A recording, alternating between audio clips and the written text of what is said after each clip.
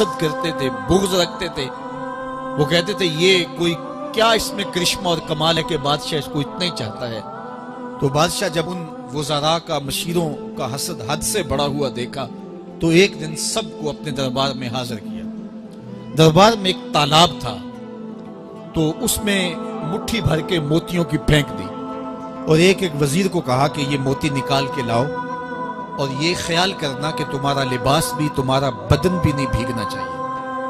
تو سب نے کہا کہ یہ عجیب بات ہے کہ حوض کی تہ سے موتی نکال کے لائیں اور لباس بھی نہ بھیگے اور بدن بھی نہ بھیگے، یہ تو لازمی ہوگا. پھر دوسرے وزیر کو کہتا کہ یہ موتی نکال کے لاؤ، تمہارا لباس بھی نہیں بھیگنا چاہیے، تمہارا بدن بھی نہیں بھیگنا چاہیے. تو وہ آگے سے حجت کرتا یہ کیسے ہو سکتا ہے کہ بدن بھی اور لباس بھی نہ بھیگے اور موتی بھی نکال لاؤں. تیسرے کو، چوتھے کو، پانچویں کو، ہر ایک آگے سے حجت کرے یہ کیسے ہو سکتا ہے. پھر ایاز آ گیا تو بادشاہ نے ایاز کو کہا کہ یہ موتی نکال کے لانے ہیں اور تمہارا لباس بھی اور تمہارا بدن بھی نہیں بھیگنا چاہیے. ایاز نے فوراً چھلانگ لگائی اور موتی نکالے. جب باہر نکلا تو بدن اور لباس پانی سے نچڑ رہا تھا. تو ایسے موتی بادشاہ کو پیش کیے اور بدن کپ کپا رہا تھا. تو بادشاہ بڑے غصے سے کہا کہ ایاز تمہارا بدن بھیگ گیا، تمہارے کپڑے بھی بھیگ گئے. میں نے کہا تھا لباس بھی نہیں بھیگنا چاہیے، کپڑے بھی نہیں بھیگنے چاہیے. تو ایاز بڑی لجاجت سے عرض کرنے لگا بادشاہ سلامت، آپ کے دو حکم تھے. ایک یہ کہ موتی نکال کے لانے ہیں، دوسرا حکم یہ تھا کہ لباس اور کپڑے بھیگنے نہیں چاہیے. تو ایک حکم میں نے پورا کر دیا ہے، دوسرے کی معافی چاہتا ہوں. تو صاحب اللہ نے حضرت انسان کے سینے میں جذبات کا ایک جہاں آباد کیا ہے. شیطان کو بھی انسان کے پیچھے لگا دیا اس کی آزمائش کے لیے، اس کے امتحان کے لیے. نفس بھی اس کے اندر موجود ہے اور دوسری جانب اس کو گناہوں سے منع بھی کیا اور نیکی کی تلقین بھی کی. اب کتنی مشکل زندگی ہے حضرت انسان کی. آئی جان شکنجے اندر جویں ویلنے دے وچ گنا. کتنی مشکل زندگی ہے. خواہشیں ہیں کہ آوارہ ہیں، آرزویں ہیں کہ بے قابو ہیں، اور دوسری جانب اللہ کا حکم ہے. اب کیا کرے؟ تو گناہ کرنے کے بعد پھر اللہ کے حضور توبہ کر لے. جو ممرزد ہو جائے تو اس پر اکڑے نہ اور اس پہ مصر نہ رہے، اس پہ اصرار نہ کرے، بلکہ فوراً اللہ کی حضور توبہ کرے. گناہ کرنے کے بعد بندہ جب توبہ کرتا ہے، التائب من الذنب کمن لا ذنب لہ، تو وہ ایسے ہوتا ہے جس طرح اس نے گناہ کیا ہوا ہی نہیں.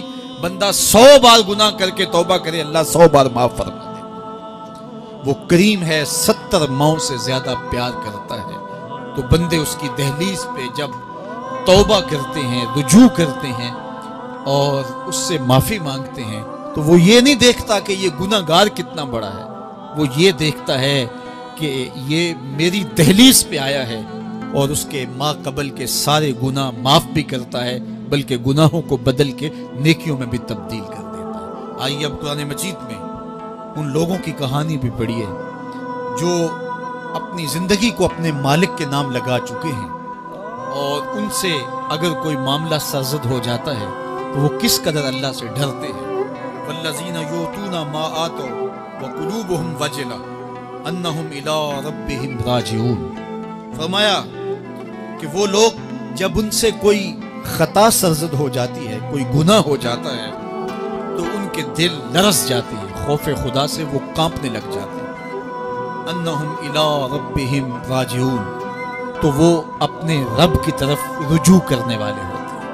اگر ان سے کبھی کوئی گناہ سرزد ہو جائے، ان سے کوئی غلطی سرزد ہو جائے، تو پھر اس پہ ضد نہیں کرتے، اس پر مصر نہیں ہو جاتے، اس پر حجتیں اور دلیلیں نہیں لاتے، بلکہ وہ کیا کرتے ہیں؟ فوراً اللہ کے حضور رجوع کرتے ہیں اور معافی مانگتے ہیں. اور اللہ کو یہ بہت پسند ہے کہ کوئی مجھ سے معافی مانگے اور اللہ انہیں معاف کر دیتا ہے. اللہ اکبر. حضرت عبداللہ ابن مسعود رضی اللہ تعالیٰ عنہ فرماتے ہیں کہ مومن کی یہ شان ہے کہ جب وہ گناہ کر بیٹھے تو وہ یوں محسوس کرتا ہے جس طرح پہاڑ تلے آ گیا. یہ اس کی کیفیت ہے کہ گناہ کرنے کے بعد، نافرمانی کرنے کے بعد اس کا دل لرز اٹھتا ہے. وَقُلُوبُهُمْ وَجِلَةٌ. حضرت عبداللہ ابن مسعود فرماتے ہیں یوں محسوس کرتے ہیں جس طرح پہاڑ تلے آ گیا ہے اور پہاڑ ابھی گر جائے گا اور انہیں کچل دے گا، تو وہ جلدی جلدی تلافی کرتے ہیں، توبہ کرتے ہیں، رجوع اللہ کرتے ہیں تاکہ ہمارا گناہ معاف ہو جائے۔ اور منافق کی مثال بھی بیان کی گئی، جب وہ گناہ کرتا ہے تو یوں محسوس کرتا ہے جیسے بدن پہ مکھی بیٹھی تھی، ہلکے اشارے سے اڑا دی۔ سویر سے لے کر شام تک کتنی بار ہم اپنے بدن پہ بیٹھی مکھیاں اڑا دیتے ہیں اور ہمیں شام کو یاد بھی نہیں ہوتا کہ یہ عمل ہم نے کتنی بار کیا۔ میں اور آپ اپنے اندر اتر کر کے دیکھ سکتے ہیں ہماری کیفیت باطن کیا ہے۔ نمازیں چھوڑی، جھوٹ بولا، غیبت کی، چغلی کی، کسی کا دل دکھایا، کسی کو تکلیف دی، گالی گلوچ کیا، سب و شتم کیا، سویر سے شام تک کیا کیا گناہ کیے، کبھی خیال بھٹکے، کبھی سوچیں آوارہ ہوئیں، کبھی نگاہوں نے بدکاریاں کی، کبھی زبان نے جرم کیے، اور شام کو ہمیں یاد بھی نہیں ہوتا کہ آج ہم نے کیا کیا جرائم کیے، آج ہم نے کیا کیا گناہ کیے۔ اگر ہماری یہ کیفیت ہے تو یہ عملی نفاق ہے کہ بدن پہ مکھی بیٹھی اور اڑا دی۔ اور اگر ہماری کیفیت یہ ہے کہ گناہ کے بعد یہ محسوس ہوتا ہے کہ ہم پہاڑ تلے آ گئے ہیں اور اللہ کی ناراضگی ہم نے مول لے لی اور جلدی جلدی توبہ کر کے رجوع کرنے کی جانب بڑھتے ہیں، تو پھر مبارک ہو، نہیں تو مجھے اور آپ کو اپنا محاسبہ کرنا چاہیے۔ ہمارے دلوں پر زنگ چڑھ گئے ہیں اور ہماری کیفیت یہ ہو گئی ہے کہ گناہ کرنے کے بعد بھی ہم ڈٹے رہتے ہیں، جبکہ زندگی اصحاب رسول کی دیکھیے ان سے بھی کبھی کوئی خطا سرزد ہو جاتی تو وہ فوراً اس گناہ کی تلافی کے لیے حضور کی بارگاہ میں حاضر ہو جاتے۔ حضرت ابو لبابہ رضی اللہ تعالیٰ عنہ نے اپنے آپ کو مسجد نبوی ہوا تو پھر حضور کے ہاتھوں سے اپنے آپ کو انہوں نے کھلوایا۔ ایک خاتون حضور کی خدمت میں حاضر ہوئی اور عرض کی، یا رسول اللہ صلی اللہ علیہ وسلم، مجھ سے بدکاری سرزد ہو گئی ہے اور میرے پیٹ میں بچہ ہے، اور میں چاہتی ہوں کہ آخرت کی سزا کی بجائے دنیا کے اوپر اس کی سزا مجھے دے دی جائے تاکہ میں پاک ہو جاؤں اور صاف ہو جاؤں، کیونکہ آخرت کی سزائیں بہت سخت ہیں۔ اللہ کے محبوب علیہ السلام نے جبریل امین سے ایک دن پوچھا تھا، مجھے جہنم کے عذابوں کا ذکر سناؤ، تو عرض کی، یا رسول اللہ صلی اللہ علیہ وسلم، سب سے ہلکا عذاب، اخف العذاب، ہلکا ترین عذاب یہ ہے کہ جہنمی کے پاؤں میں آگ کے جوتے رکھے جائیں گے، باقی اس کے پورے بدن پہ آگ نہیں ہوگی، صرف آگ کے جوتے اس کو پہنائے جائیں گے، لیکن اس کی حدت، گرمی اور شدت اتنی ہوگی، یغلی منہما دماغہ، اس کی شدت سے اس کا دماغ پگھل کر ناک اور کانوں کے ذریعے سے باہر آنا شروع ہو جائے گا۔ یہ سب سے ہلکے عذاب کی کیفیت ہے، اور جو عذاب سخت ہیں، الیاذ باللہ، اللہ تعالیٰ قرآن مجید میں فرماتا ہے، ثم لا يموت فیہا ولا یحیا، اس بڑے عذاب کا ذکر کیا جو جہنمیوں کو دیا جائے گا، فرمایا اس عذاب کی کیفیت یہ ہوگی، بندہ نہ جیے گا نہ مرے گا۔ جیے گا اس لیے نہیں کہ آگے اور پیچھے، دائیں اور بائیں آگ ہی آگ ہوگی، تو اس آگ میں جینا کو جینا تو نہیں ہوگا، اور مرے گا اس لیے نہیں کہ موت کو موت آ چکے ہوگی۔ جنت میں جنتیوں کو ایک ہی ڈر اور خدشہ ہوگا کہیں موت نہ آ جائے، اور جہنمیوں کو ایک ہی امید ہوگی کہیں موت آ جائے اور جان چھوٹ جائے۔ اللہ تعالیٰ مینڈے کی شکل میں موت کو لائے گا اور موت کو ذبح کیا جائے گا۔ جنتی جنت سے اور جہنمی جہنم سے دیکھ رہے ہوں گے، جب موت کو ذبح کر دیا جائے گا، اب موت نہیں ہے، تو جنتی اتنے خوش ہو جائیں گے کہ اگر موت کو موت نہ آئی ہوتی تو یہ خوشی سے مر جاتے، اور جہنمی اتنے مایوس، دکھی اور پریشان ہوں گے کہ اگر موت کو موت نہ آئی ہوتی تو یہ صدمے سے مر جاتے، تو وہ کانوں کے راستے سے باہر آ جائے۔ تو اس نے عرض کی، یا رسول اللہ صلی اللہ علیہ وسلم، میرے اوپر حد جاری کر دیجئے، اور اس نے کہا کہ میرے پیٹ میں جو ہے وہ بچہ ہے۔ اللہ کے محبوب علیہ السلام نے فرمایا، جاؤ جب بچہ پیدا ہو تو پھر آنا۔ وہ چلی گئی، تو جب بچہ پیدا ہوا تو گود میں اٹھائے پھر حضور کی خدمت میں حاضر ہوئی اور عرض کی، یا رسول اللہ، یہ ہے بچہ جو میں نے گناہ کیا تھا، بدکاری کی تھی، آج یہ اس کی نشانی ہے۔ تو اللہ کے محبوب علیہ السلام نے فرمایا کہ اسے لے جاؤ اور اسے دودھ پلاؤ، اور جب یہ کچھ کھانے پینے لگ جائے گا تو پھر آنا۔ تو تھوڑی دیر کے بعد، کچھ دنوں کے بعد وہ دوبارہ حاضر ہوئی اور اس نے اس بچے کے ہاتھ میں روٹی کا ٹکڑا دیا ہوا تھا اور عرض کی یا رسول اللہ دیکھ لیجئے اب یہ روٹی کھانے لگ گیا ہے۔ اللہ اکبر۔ تو اللہ کے محبوب نے فرمایا انہیں لے جاؤ اور جا کے انہیں سنسار کر دو۔ اس کی یہ حد بنتی تھی، اس کو سنسار کیا اور اس نے خود یہ سزا اپنے لیے قبول کی۔ ماعز ابن مالک اسلمی عرض کی یا رسول اللہ طہرنی، مجھے پاک کر دیجئے۔ میرے حضور نے فرمایا جاؤ اللہ سے معافی مانگو۔ وہ گئے اور معافی مانگی، بے چینی اتنی تھی، پھر آ گئے اور عرض کی طہرنی یا رسول اللہ، حضور مجھے پاک کر دیجئے۔ فرمایا جاؤ اللہ سے معافی مانگو۔ وہ گئے، معافی مانگی، پھر پلٹ آئے، تیسری مرتبہ، چوتھی مرتبہ۔ آقا کریم نے فرمایا فیما اطہرک، تمہیں کہا اللہ سے معافی مانگو، کریم ہے معاف کر دے گا، تم پھر پلٹ آتے ہو، تمہیں کس جرم سے پاک کروں؟ قال من الزنا، عرض کی مجھ سے بدکاری ہو گئی ہے اور میں چاہتا ہوں کہ دنیا پر فارغ ہو جاؤں۔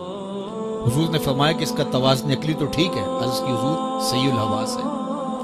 کہا کہ یہ نشے میں تو نہیں کہہ رہا؟ کسی نے اٹھ کے منہ سونگا، کہا حضور ایسی بات بھی نہیں ہے۔ فرمایا تم سوچ لو کیا کہہ رہے ہو؟ کہا حضور جو میں کہہ رہا ہوں وہ سچ کہہ رہا ہوں، مجھ سے گناہ سرزد ہو گیا اور میں چاہتا ہوں کہ دنیا پر ہی فارغ ہو جاؤں۔ اللہ کے محبوب علیہ السلام نے فرمایا کہ انہیں سنسار کر دو۔ ماعز ابن مالک اسلمی کو سنسار کر دیا گیا۔ جب ان کا جنازہ اٹھا تو حضور بھی جنازے کے جلوس میں تھے۔ کسی کی زبان سے نکلا لو ماعز نے گناہ کیا تھا، بس یہ بات سننے کی دیر تھی، اللہ کے محبوب کے چہرے پہ جلال آ گیا۔ فرمایا خبردار اگر کسی نے میرے ماعز پہ بات کی، میرے ماعز نے ایسی سچی توبہ کی ہے اگر روئے زمین کے تمام مسلمانوں میں بانٹ دی جائے لکفاہم، سب کی مغفرت ہو جائے، کہ انہوں نے اپنے آپ کو خود پیش کیا ہے۔ اب ماعز ابن مالک کا جنازہ اللہ کے رسول نے خود پڑھایا، بلکہ مسلم کتاب الحدود میں ہے کہ ان کے جنازے کے دوسرے دن یا تیسرے دن حضور ان کے ہاں تشریف لے گئے، اور جب آقا گئے وہم جلوسن، تو لوگ وہاں بیٹھے ہوئے تھے، تو یقین کیجئے کہ یہ وہ لوگ تھے کہ جن سے کبھی کوئی گناہ سرزد ہو جاتا تو وہ جلد توبہ کرتے، اور اس کی بڑی سے بڑی حد اور سزا بھی ہوتی تو وہ بھی کاٹنے کے لیے تیار ہو جاتے۔ میں اور آپ دیکھیں کہ ہماری زندگی میں اگر گناہ ہیں اور ہمیں سچی توبہ کی توفیق بھی نصیب نہیں ہے تو پھر ہم سوچ لیں کہ ہم کہاں کھڑے ہیں۔ دیکھیے اللہ دلوں کے بھید جانتا ہے۔ سچی توبہ یہ ہے کہ جو کیے پر ندامت ہو اور آئندہ نہ کرنے کا عزم مصمم ہو، پکا ارادہ ہو کہ یہ گناہ زندگی میں دوبارہ نہیں کروں گا۔ الگ بات ہے کہ پھر دوبارہ اس سے سرزد ہو جائے، لیکن جب وہ توبہ کر رہا ہو تو اس وقت اس کا پختہ عزم ہو اور اس کے دل کے کسی گوشے میں نہ ہو کہ چلو میں توبہ کر لیتا ہوں اور پھر ہو گیا تو پھر کر لوں گا۔ پکا عزم ہو کہ دوبارہ یہ گناہ نہیں کروں گا۔ اور اگر زبان سے توبہ توبہ کر رہا ہو اور دل میں ہو کہ ٹھیک ہے یہ تو صبح بھی مجھ سے عمل بد سرزد ہونا ہے، تو اللہ تعالیٰ سے یہ مذاق کرنے والی بات ہے، اور اللہ تعالیٰ سے جو مذاق کرتا ہے وہ کہاں کھڑا ہے وہ خود سوچ لے۔ وہ کیا کسی نے کہا تھا کہ توبہ کی، پھر توبہ کر کے توڑ دی، میری اس توبہ پہ توبہ کر اٹھی۔